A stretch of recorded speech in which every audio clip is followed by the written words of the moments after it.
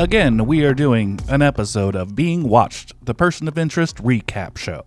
It's ramping up as we get a character episode, specifically our heroic detective Carter, an episode called Get Carter. I know this is 100% a reference to the classic 1971 Michael Caine spy thriller of the same name, but I like to imagine they are referencing not-so-classic 70s detective show Get Christie Love, because both center around a black woman police detective. We have a major focus on Carter this episode because she is our latest number. John has to find a way to watch her back without her noticing, because she will arrest him if she can. His typical strategy of just walking up to the person he needs to protect and telling them what to do won't work this time. And Carter isn't making it any easier, deliberately antagonizing criminals on a righteous quest for justice. There are two major events that are putting Carter in danger. The first, her attempts to help an abused woman who keeps coming into the precinct with injuries but won't leave her terrible husband. The second is a murder of a kid in front of a bodega from known asshole Hector Alvarez.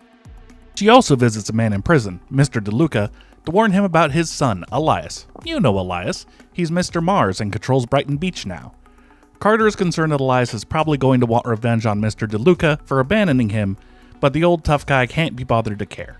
This scene is mostly here to remind us that Elias exists, because it's going to be relevant. Carter's very dangerous day starts with breakfast with her son at the diner. This is Taylor. We don't learn a lot about Taylor. He mostly lives with his grandmother because Carter is very much married to the job. She grills him a little, like a mother does. You weren't home when I called, and you didn't answer your cell, Taylor. It was only a half an hour late. Yeah, you're staying with Grandma until I'm off this case. But also it's clear she doesn't have a ton of pull with him.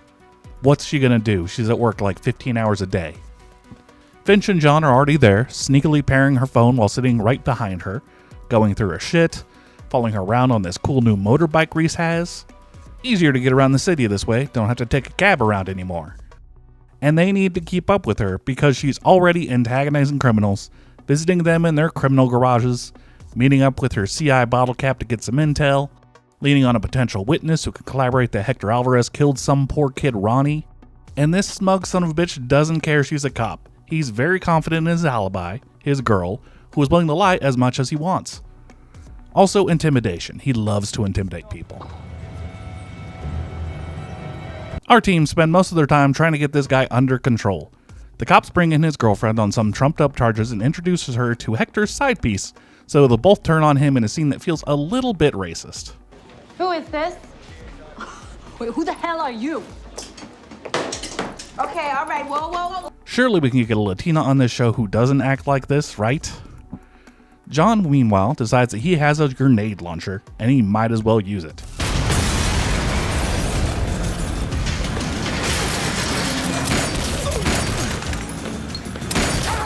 This doesn't matter, by the way. They later get Hector's girlfriend to turn on him and get enough dirt to do a night raid, where they shut the entire thing down anyway and arrest Hector as he tried to escape. He was actually, in fact, not a threat the entire time. Neither was that domestic abuser guy, who Carter tracked down and yelled at while he was out at the bar, which did nothing more than provoked him further, leading him to go on a rampage and his wife to call Carter in distress. Carter and Fusco get there to discover him hung up with a bloodied face, as John had already dropped by and incapacitated him, because who's gonna stop him? Virtually unbeatable. No, the person who has it out for Carter is exactly who you think it is. It's Elias. Halfway through the episode, Fusco visits this character actor who looks a lot like Jerry from Parks and Rec, but is not Jerry from Parks and Rec. This is a different guy, Michael Mulherin, who has been typecast as a shitty guy in a position of authority his entire career, but he gets good work. Captain Not Jerry tells Fusco that Elias has a hit put out on Carter because she knows too much about Elias and is talking to his dad. And the brass are actually fine with it. It's just one detective, and they like the cut of Elias's jib. They want him to take over the underworld, actually. They'd love only needing to go to one guy for all their bribes. Easier that way. And Fusco, upon hearing this, just kind of shrugs. No skin off his nose, actually. Sure, they are partners now, but he doesn't really care. He's a low-level crooked cop. Whatever some graying jackass with authority says goes. He's just along for the ride. Whoever it is, really. Finch sends him a stupid-looking cop statue and tells him to point that sucker at Carter's desk, and he does it. Now they have a camera inside the police precinct for all their spying needs. Some There's more cameras in this? Yeah, Mayor wants one on every corner. Well, no wonder I feel like I'm always being watched. But Box Squad is on high alert. They need to stop all murders, so that's why John has been on a rampage beating up everyone in the vicinity of Detective Carter, who is just Detective Carter to us at the moment. She won't tell Fusco her first name, like she's Columbo. You got a first name? Sure. Detective. He even decides it's time to stop screwing around and give her a call. Tell her she's in big time trouble, be careful. She's like, yeah, obviously, she's a cop. But he's like, no, more so. I just know, okay? Elias wants you dead. And he needs to be dramatic about it, as Elias has snuck into the precinct under the guise of a flower delivery man and left a bereavement bouquet for Carter, which most likely ruined his assassination attempt. Damn, she just had the file about Elias sitting on her desk? Considering how lax security is around here, you'd think she'd be a bit more diligent about record retention. Like, I know this is here so that we, the dum-dums watching, remember who this guy is and give Enrico Colantonio a paycheck, but it's a bit ridiculous, especially considering I don't think he takes the file. They don't make a big deal about it if he did. Seems like that would help him, right? Taking the evidence of his past from the detective he was planning to have murdered. Then no one would be able to look for him. So yeah, he leaves these threatening flowers, which he immediately throws away, then decides to take additional precautions. Before the climax, we should talk about our flashback this episode. I realize most of the B-plots are Lost-style flashbacks, intertwining with the events of the episode in thematic or ironic waves. This time it's Carter's past, showing her time in Iraq where she is an interrogator, but like in a way that's respectful and kind somehow, getting this merchant who was working with terrorists to give up their location. It implies that the machine identified this guy, as we see him briefly with a red box through machine vision. This event ends poorly though, as the stupid racist soldiers who went to take out the terrorist also killed the informant, who Carter had promised a new life on Team USA. Couldn't have done what you did, getting information from that raghead. Where's Yusuf?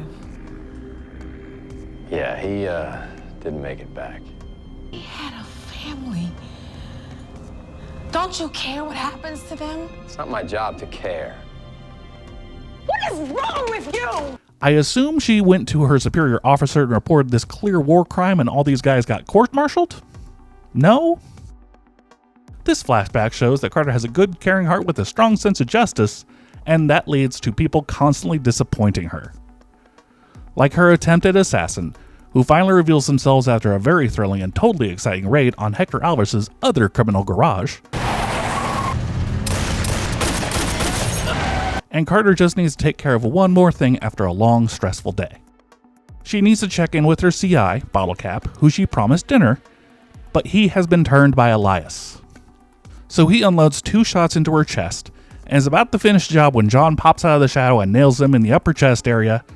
Did John kill him? It's not clear. Don't think we'll see Bottle Cap again. That's 3 maybe kills for Reese so far. John checks on Carter and she'll be okay. She was wearing a vest. Vest means you don't die. Those are the rules. He once again suggests she stop finding him, and she's stubborn. Then John finds Captain Not Jerry and almost shoves his ass off the roof, telling him to tell Elias that Carter is off limits. She's under his protection and he doesn't have time to follow her around all day, so call off the hit. And I guess he does, because the episode is ending, as we once again check on Taylor and discover Carter's husband was also in the military and is probably dead. Don't know what his photo is doing on the floor of Carter's car, and why Finch is rooting around in it again. Sometimes these end of episode lore reveals feel unnaturally shoehorned in. But yeah, Carter might trust John now, maybe. He's her guardian angel, he shot a guy for her. Next episode, Carter needs to deal with the procedural hurdles of getting shot while on duty, and Reese needs to track down 4 different numbers with no clear connection. The job keeps getting worse all the time. What's next? 5 numbers at once? 7? The numbers keep going up. You are being watched. You are being watched.